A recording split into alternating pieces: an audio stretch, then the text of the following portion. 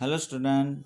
Let us start today a new chapter, chapter number 3, Movement towards a new world. जैसा heading दिया है, new world की तरफ अपना अगला कदम।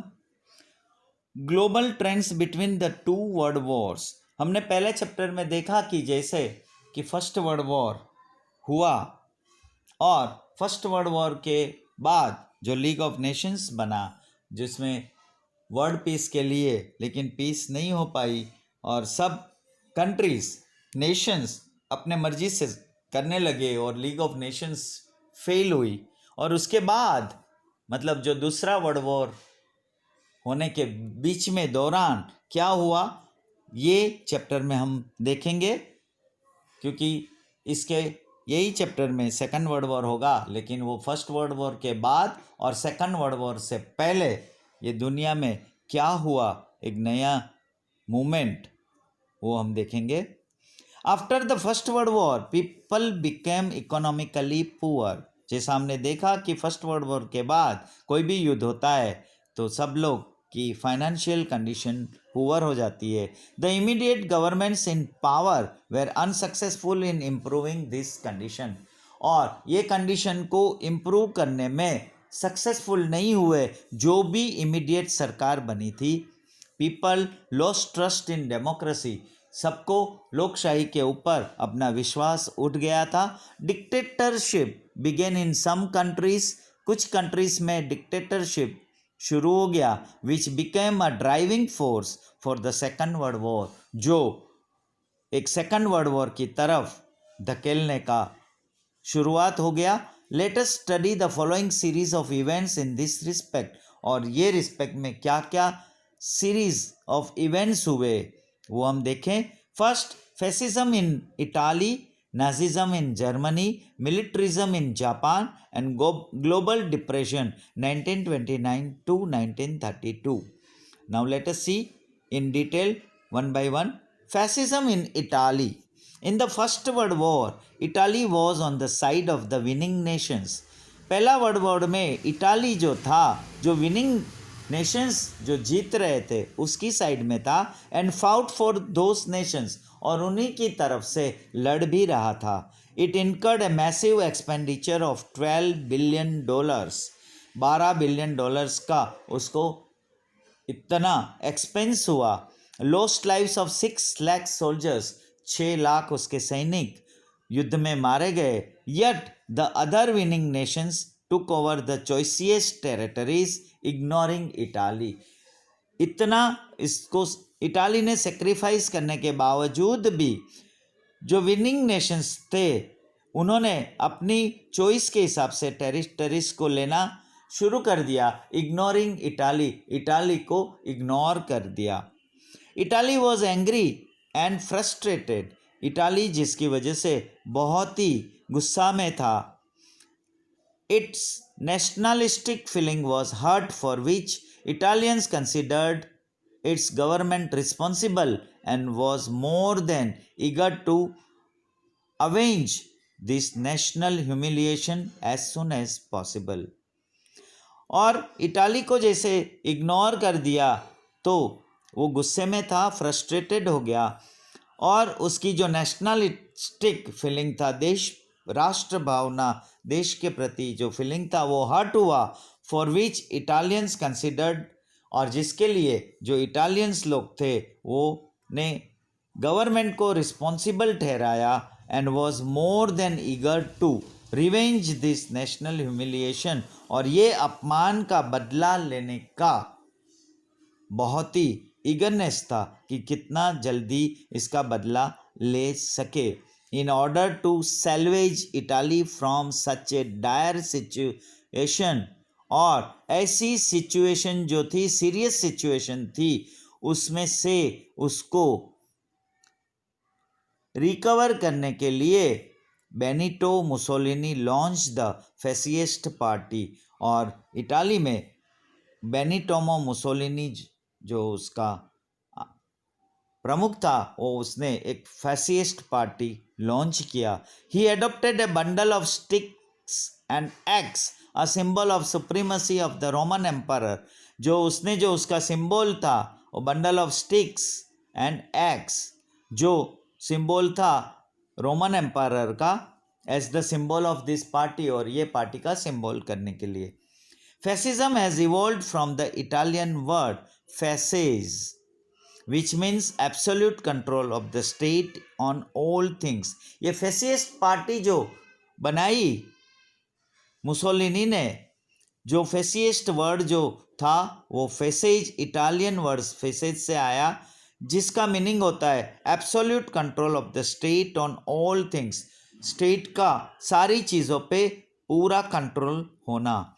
मुसोलिनीस maxim was one party one leader, उसका जो सूत्र था एक पार्टी एक leader. He gave military training to his party volunteers को मिलिट्री ट्रेनिंग दिया, हु वर ब्लैक यूनिफॉर्म, जो इसका यूनिफॉर्म ब्लैक होता था।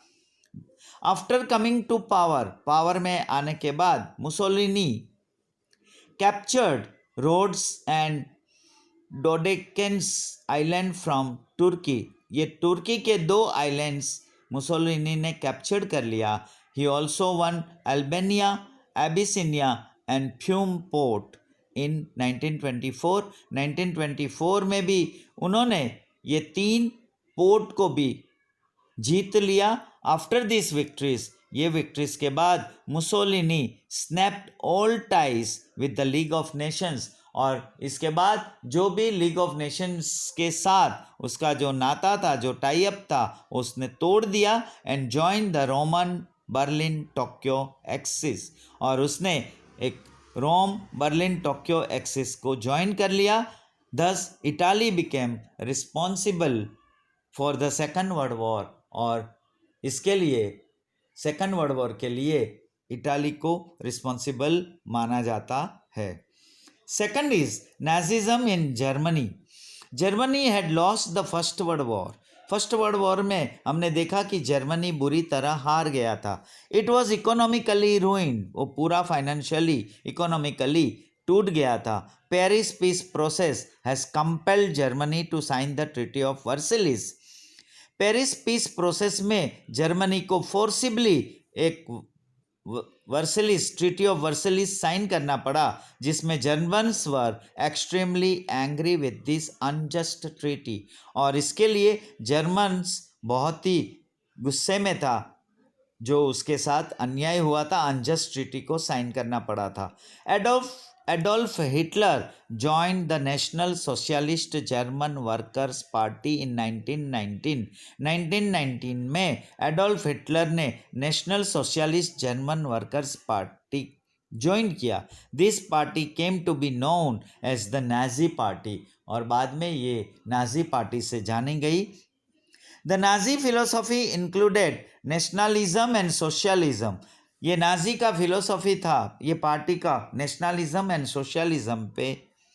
After the death of the German president Hindenburg, जो जर्मन प्रेसिडेंट था Hindenburg, Hitler assumed the post and establish his dictatorial rule, और उन्होंने ये पोस्ट ले लिया एंड डिक्टेटोरियल रूल एस्टेब्लिश किया। He adopted stern and aggressive policies, एक severe ऐसी पॉलिसीज को अडॉप्ट किया and lead the German towards narrow nationalism, और नैरो नेशनलिज्म की तरफ जर्मन को लीड करवाया, मतलब उसमें एक ऐसे नेशनलिज्म की फीलिंग्स क्रिएट करवाई। German considered Hitler as a fuhrer that is saviour, मतलब जर्मन जो लोग जर्मन्स लोग थे वो हिटलर को एक ऐसा लीडर मानना शुरू किया। सेवियर माने ये जर्मन को बचाने वाला, जर्मन का उद्धार करने वाला माना गया। Nazi soldiers wore blue military uniform and stuck a red stripe on their shoulder and wore a symbol of swastika. Nazi soldier का जो यूनिफॉर्म का कलर था, मिलिट्री का यूनिफॉर्म, वो ब्लू कलर का था, रेड स्ट्रिप्स उसमें फिक्स होती थी सैनिकों के अंदर, और उसमें एक स्वस्तिक का, साथिया का सिंबल होता था। Hitler's authoritarian and militarist nature become obvious after coming to power. His main aim was the emergence of Germany as a major power. और हिटलर का मेन एम था कि जर्मनी मेजर पावर में आए. In the name of purification of German race his policies were targeted at exterminating Jews, gypsies and mentally challenged people.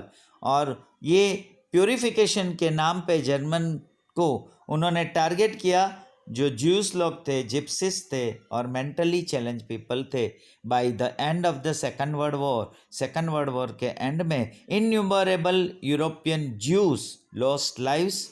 जो European Jews जो थे, ये कास्ट है जो अपनी ज़िंदगी खो बैठे, मर गए. Which is known as the holocaust, that is genocide, मतलब मैस किलिंग हो गई. Hitler's expansionism, military action against neighboring countries and the policy of exterminating certain groups lead to the Second World War and become an important reason for the same. और इस तरह ये Germany भी second world war के लिए important reason माना जाता है क्योंकि उसकी जो मिलिट्री एक्शन की वजह से उसने नेबरिंग कंट्रीज़ को भी छोड़ा नहीं और कुछ सर्टन ग्रुप को एक्सटर्मिनेटिंग उसका टारगेट था. So here we stop our lecture. Will continue next in next lecture. Thank you.